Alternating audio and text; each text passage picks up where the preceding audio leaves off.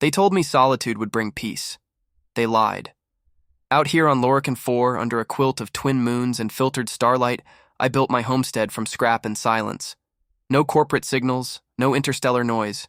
Just me, my solar forge, and a garden I grew one bulb at a time from the acidic dirt. Food was rare this far out. Real food. Synth meals don't grow roots. My vegetables did. That night, the perimeter alert chimed once. A soft sound, barely above a breeze. Something, or someone, was in my crops. I grabbed my flare blade and stepped outside. The air was thin but crisp, the way it gets just before a storm hits the magnetosphere. And there she was, thin, shaking, kneeling between my Sarava stalks. Her skin shimmered like old metal, worn and flaking. 6 slender limbs hugged a bundle against her chest. I couldn't see her face at first, just her desperation. "Stop right there," I said. She froze. "I have no weapons," she said softly. Her voice was high-pitched, filtered through some kind of translator graft. "Please, my children are hungry." She turned slowly, revealing not one child, but 3. Nestled into a wrap slung over her shoulders, small, trembling creatures with oversized eyes and translucent scales. They blinked at me, too weak to cry. I should have chased her off. That's what they warned us to do. Any unregistered life forms meant risk, disease, theft, attack. Instead, I sheathed the blade. "You stole from me," I said. "Yes. Why not just ask?" Because asking never worked. Something about the way she said it stuck. Not anger, not fear, just resignation. I motioned toward the dome. "Come inside." She hesitated. "Are you alone?" Now I'm not. The warmth from the dome's radiant coils made her pause once inside. Her antennae twitched as she scanned the room. Modular crates, a repurposed heatsink, and a central fire. Core I built from scrap. My home wasn't pretty, but it worked. I waved toward the floor cushions. "Sit." She slowly unwrapped the sling from around her shoulders and laid the children down on a thermal mat. I knelt beside them. Their small torsos rose and fell rapidly, dehydrated, nutrient-deprived. I handed her a canteen first. "Drink." She took a long gulp, then passed it to the eldest of her offspring. Her name, I learned later, was Alira. Her children, Ven, Corey, and Ashen. They devoured the broth I offered with their tiny tongues, cautious but desperate. Elira didn't touch her share. She saved it all for them. "How long have you been out there?" I asked. 3 cycles. Hiding. Moving by night. "Why come here?" "We heard rumors. That someone was growing food in Zone 8. That a human still lived." I didn't believe it until I smelled Kelvine on the wind.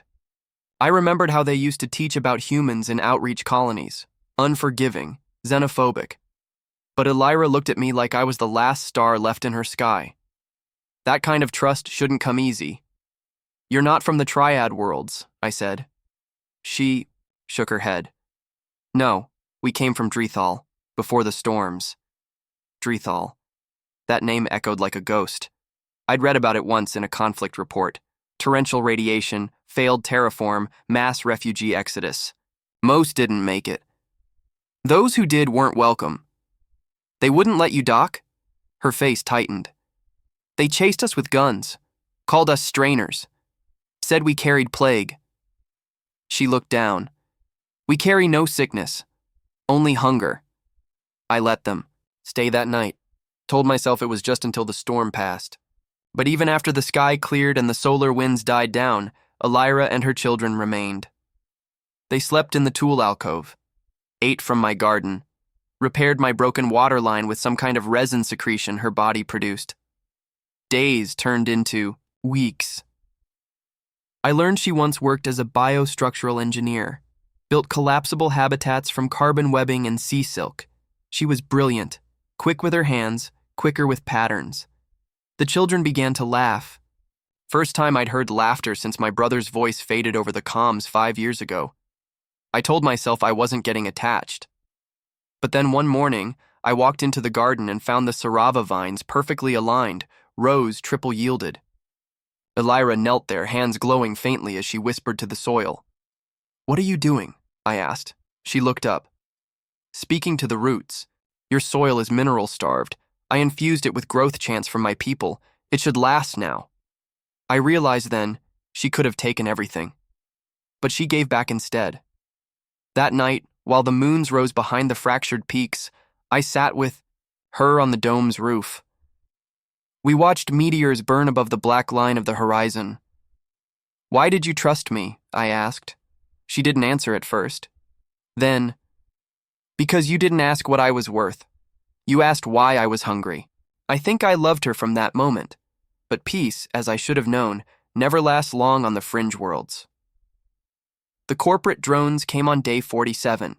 Silver, beetle-shaped, marked with the insignia of Arcesian Biogrid, a company that claimed ownership over Lorican 4's mineral rights.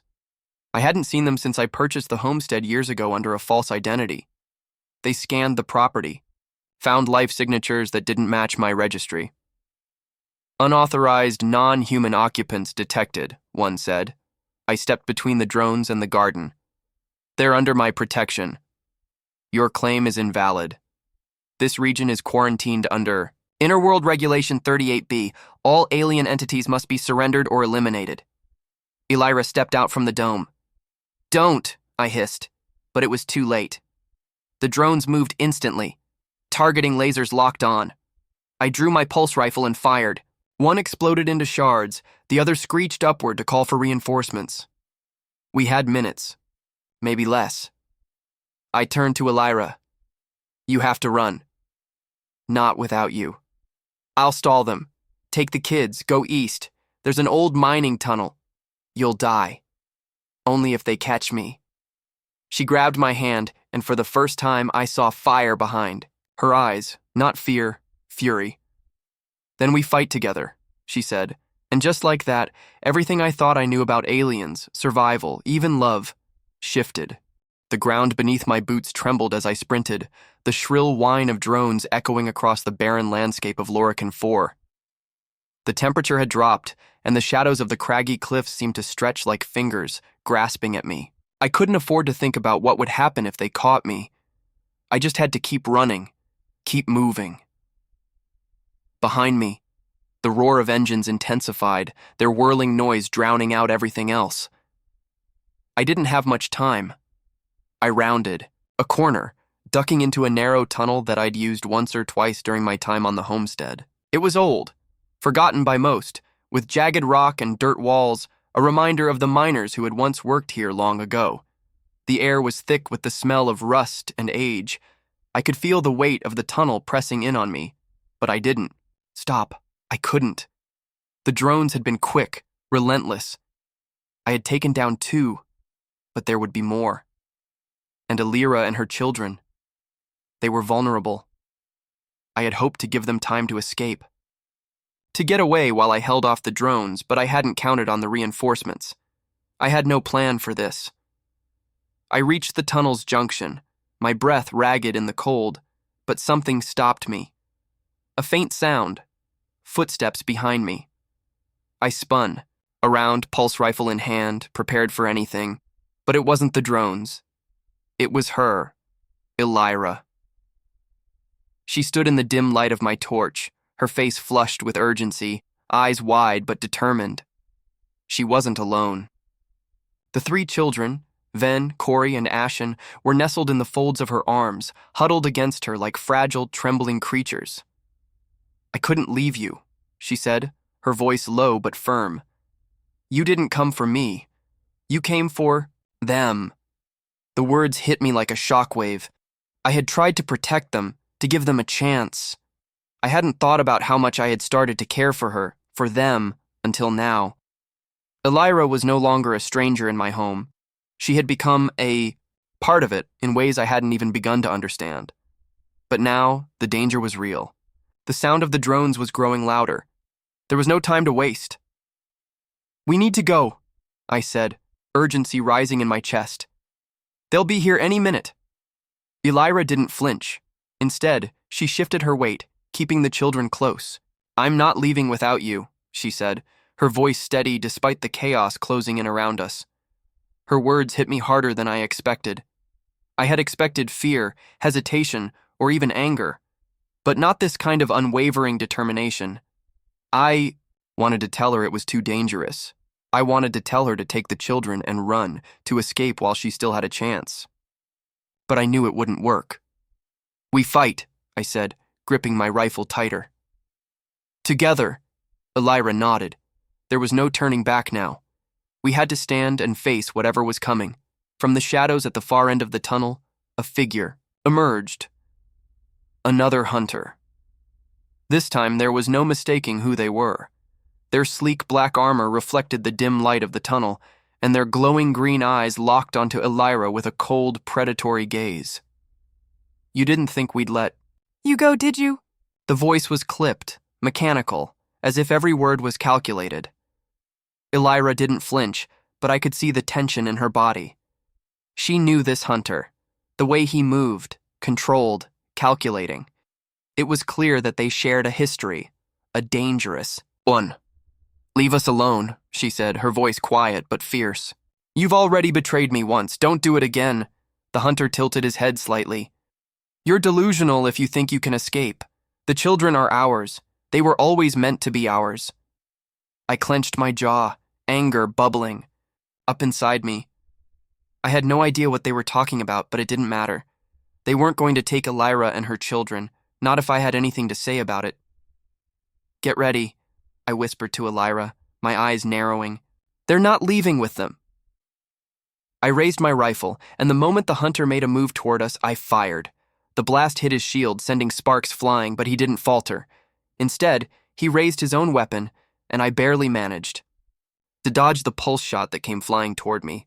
But Elira was faster.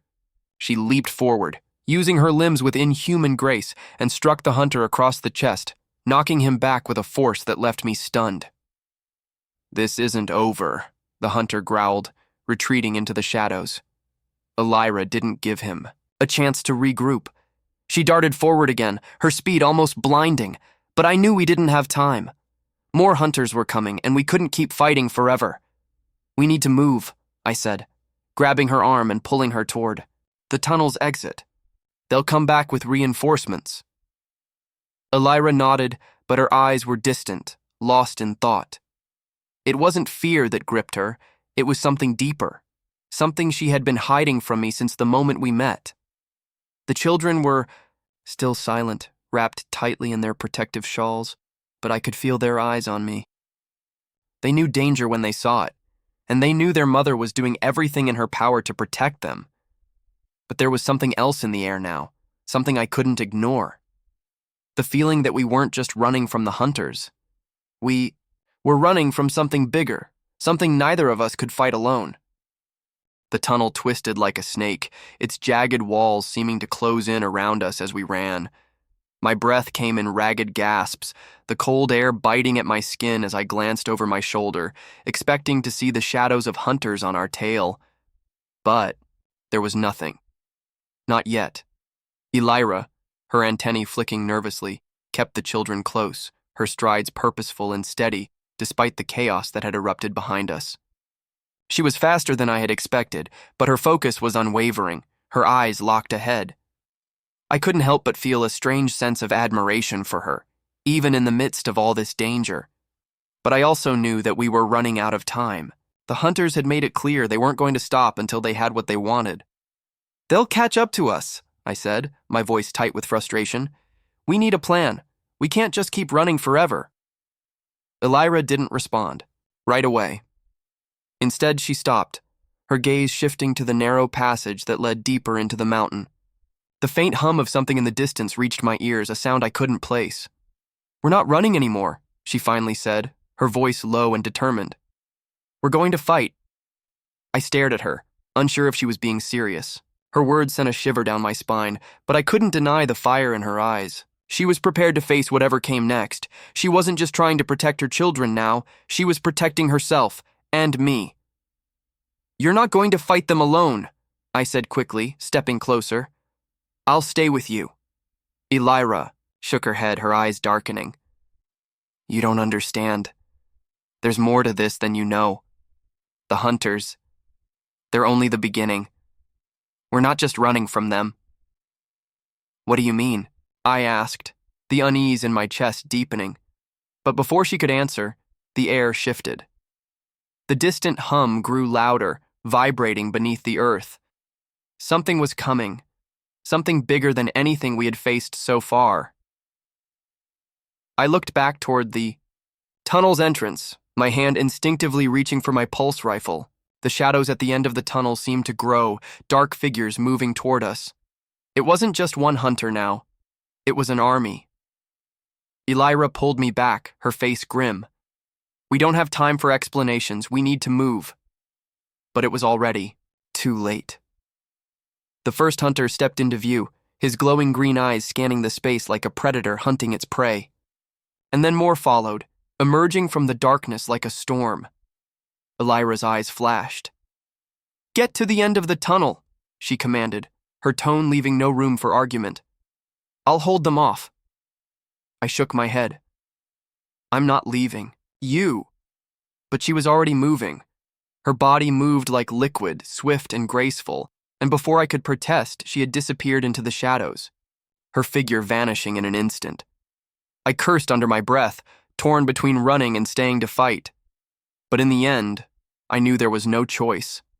I had to find her. I couldn't leave her behind. I moved forward, following the path that twisted deeper into the mountain.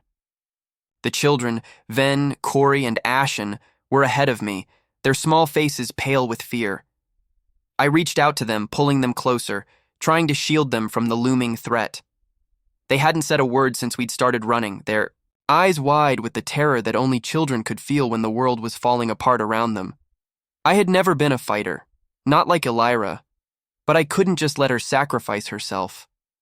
I wasn't going to let her go down without a fight. I heard the unmistakable sound of footsteps behind me. They were getting closer. The hunters were coming. I rounded the corner and found myself at the edge of a large cavern, its walls covered in strange bioluminescent markings that flickered in the low light. In the center of the cavern stood a massive ancient structure, half buried beneath the rock, its purpose lost to time. But I didn't have time to think about it. Elira had vanished, and the hunters were closing in. I turned back to the children, who were huddled together in the far corner of the cavern, their eyes wide with fear. I couldn't let them be captured, not now. I knew Elira had a plan. She had to. I was about to move toward them when a voice echoed from the shadows. "Duren." I froze, my pulse racing. Elira stepped out from the darkness, her eyes glowing with determination. "We're not done yet," she said, her voice steady despite the odds stacked against us. "But we need to get to the ship."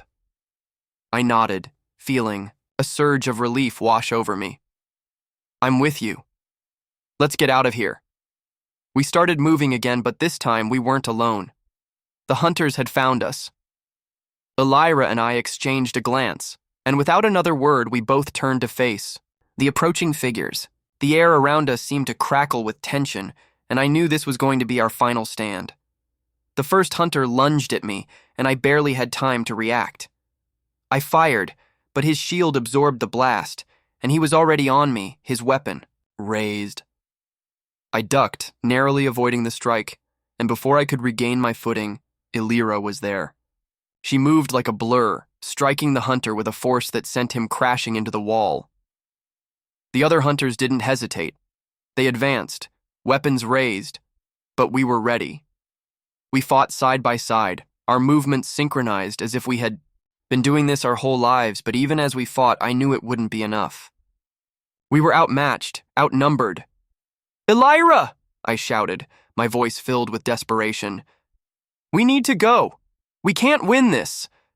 But Elira's eyes were filled with something else, a resolve that only came when you had nothing left to lose.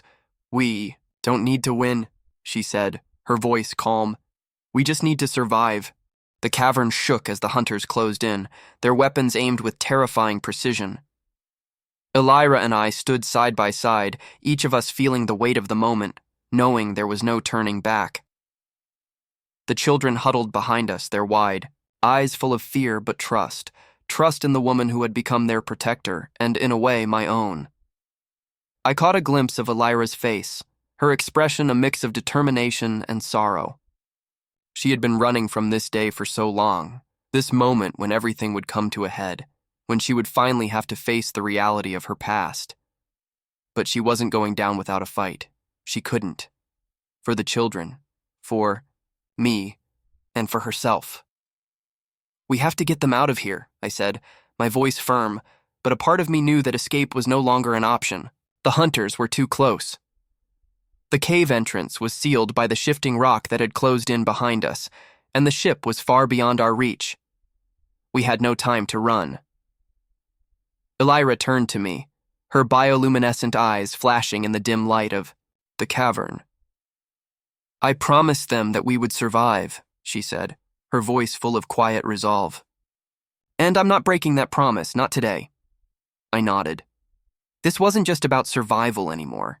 It was about facing what we had been running from, the truth, the inevitable confrontation that had been building for so long.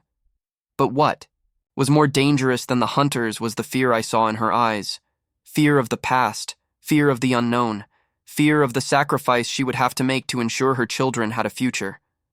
But now, there was no turning back.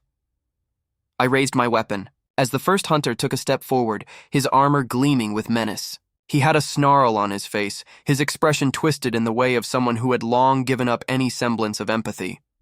His hand tightened around the trigger of his weapon, the pulse of energy beginning to hum with deadly intent.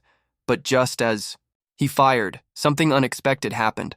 Elira moved faster than I could track, her body a blur of motion. She collided with the hunter, knocking him off balance, and before he could react, she had disarmed him, her strength seemingly inhuman as she twisted his weapon from his grasp. "Durin!" she shouted, her voice filled with urgency. "Now!" I didn't hesitate. I fired, and the shot hit its target. The hunter went down with a crash, his body crumpling to the ground in a heap of armor and blood. But that was just one. There were more, and they were closing in. The rest of the hunters didn't retreat. They didn't hesitate. They were relentless.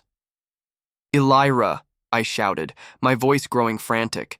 "We can't hold them off forever. We need to—" "I know," she said, cutting me off.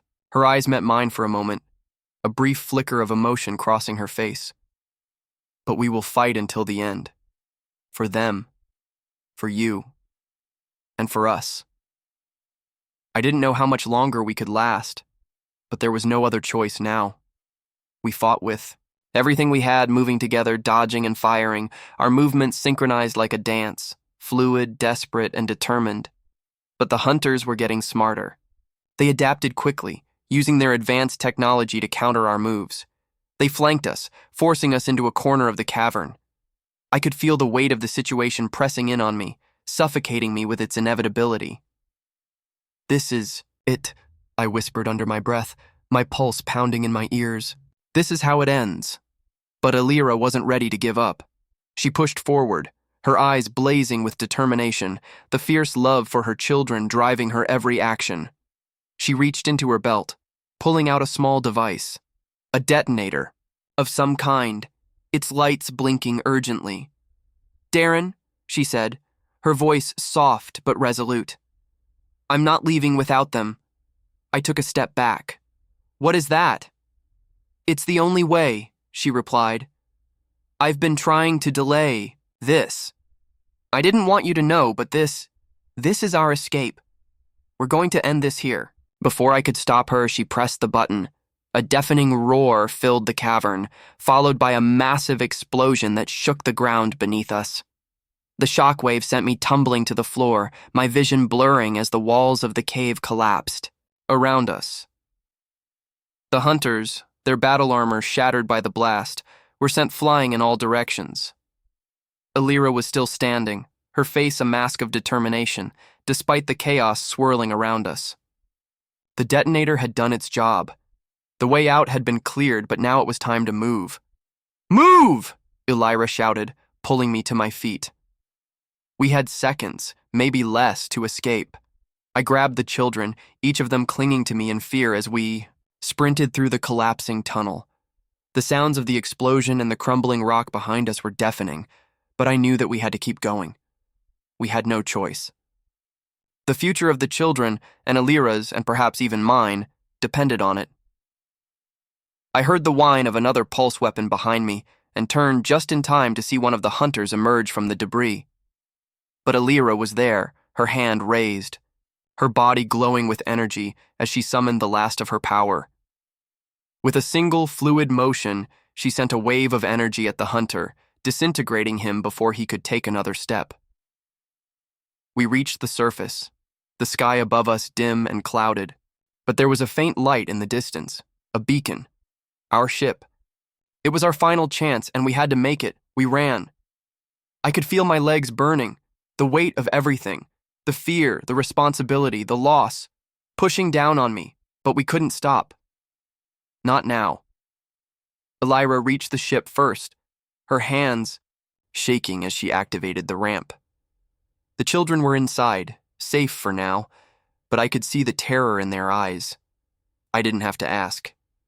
I knew they understood. They had seen too much. I was about to step inside when Alira stopped me. "Darren," she said softly, her voice low. "Thank you." I didn't understand at first. She had already done everything for them, for me. She had fought, she had bled, and she had sacrificed more than anyone should have to. But I didn't have time to respond. The ship's engines roared to life, and we lifted off, breaking free of the planet's gravity. As we flew into the dark abyss of space, I looked back at the planet, the life we had left behind, the betrayal, the sacrifice. It was all part of the story now, but I knew as the stars stretched before us that this was just the beginning of something new. Together. For once I wasn't alone.